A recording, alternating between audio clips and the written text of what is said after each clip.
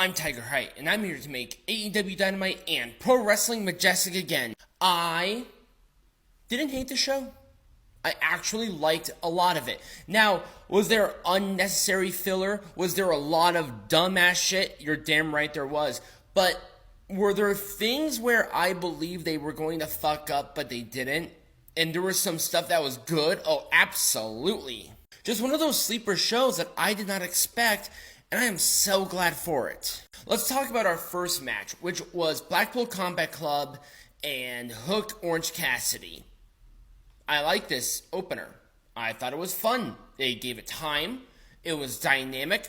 I liked the ending too. Here's the thing. Wheeler Yuta pinned Hook for the victory.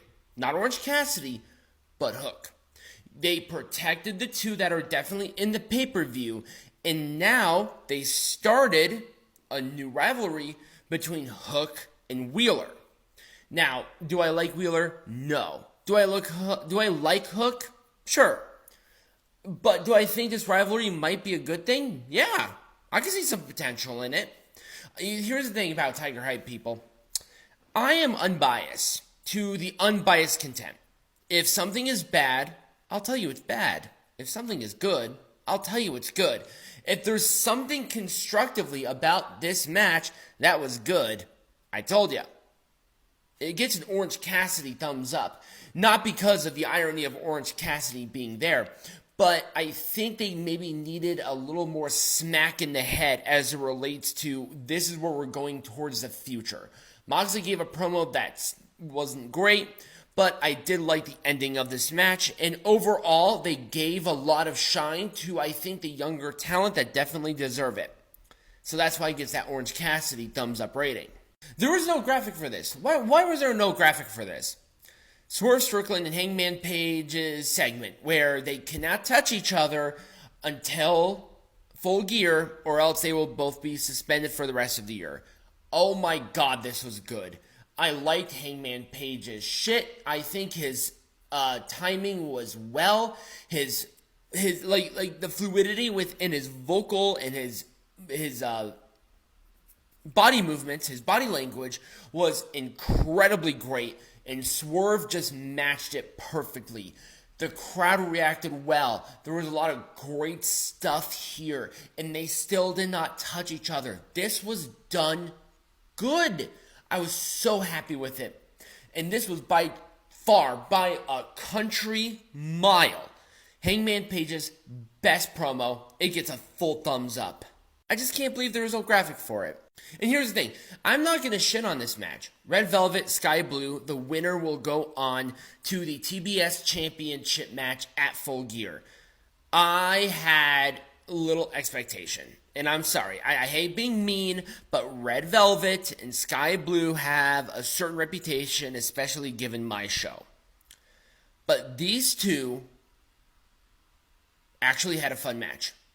At 100%, this was a fun match. They gave it time. The story was actually told well. I mean, I don't know who was leading this match. They were careful. Maybe a little more fluidity would have been good with it. But my God, they just blew my mind. I was so shocked. I liked it until that really sloppy Skye Blue. God, I kind of wish they did a little more of an ad-lib, but I think that comes with the territory of being a veteran to really think on the fly like that.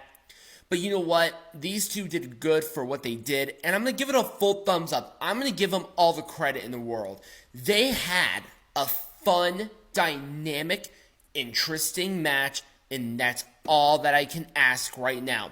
There's a future with these two, and I'm happy to see this, especially given of the implication of a TBS title eliminator match. They had to knock this out of the park to prove themselves that they deserve to be in that spot. And you know what? I see more passion in these two than I have with Toni Storm, with Saraya, with Ruby Soho, with a lot of these established veterans within AEW. And I am so happy for that. Tony, if you want to revive this, don't hire Eva Marie or Mercedes, because guess what? They're going to do the exact same thing as the other dumbass, lazy, I don't give a shit. I'm waiting for WWE Booker T level of attitude. You're going to get the same. You're going to get the same. Promote these two. Give them the opportunities. You know why? Because this is going to save you within the women's division. That fresh life instead of the lazy Booker T attitudes that we have seen. Oh, and by the way, I can make that joke because Booker T has said that he did have a bad attitude in TNA. So I'm going to say the veterans here have a Booker T attitude. So I don't have a graphic, but who cares? Samoa Joe took on a jobber. I didn't even get the name. It was a nothing. It was 2 moves, Kinkita clutch. The post-match promo meant nothing. Samoa Joe,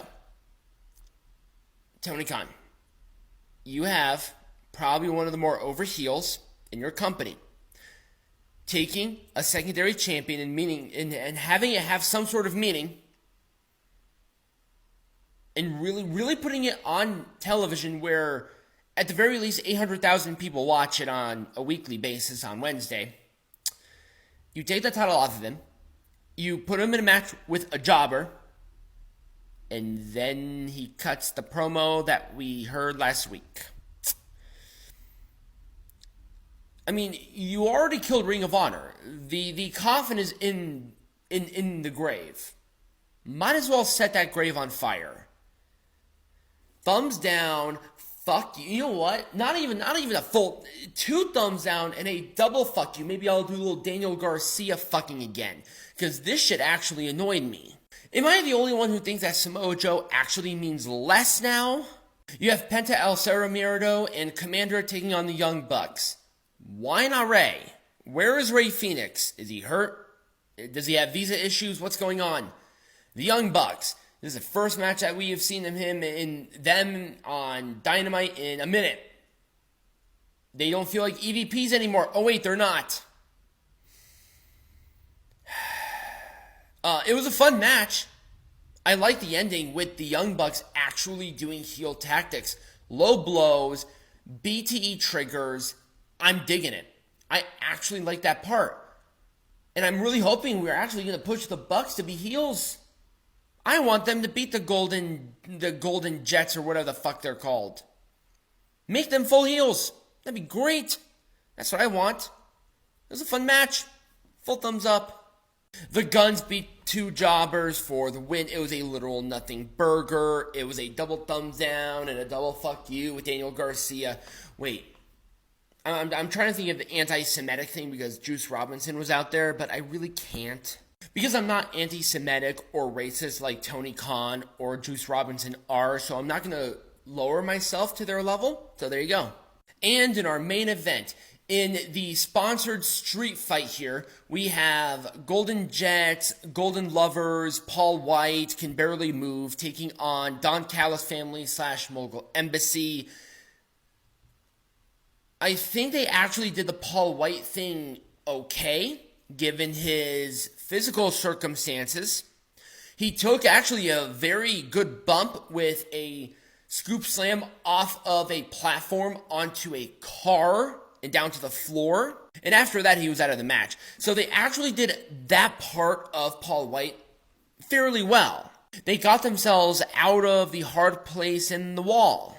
And the rest of the match was fine. I thought it was actually structured quite well. It was better than I expected. It was a one-wing angel for the win. You know what? I like this more than I didn't. It gets a full thumbs up. I thought they really got out of the whole Paul White thing well. The rest of the match was fine. It was a dynamic match. There was a lot of situational awareness that I did enjoy. And really, I thought the right people won in this situation. And that was Dynamite. Let me know what you thought about not only my video, but Dynamite in the comments down below or right over here next to me. Subscribe to the channel or follow the channel. As always, become a patron, get hats, and all of that great stuff will be in the bio or in the description wherever you're watching this on. And as always, be majestic.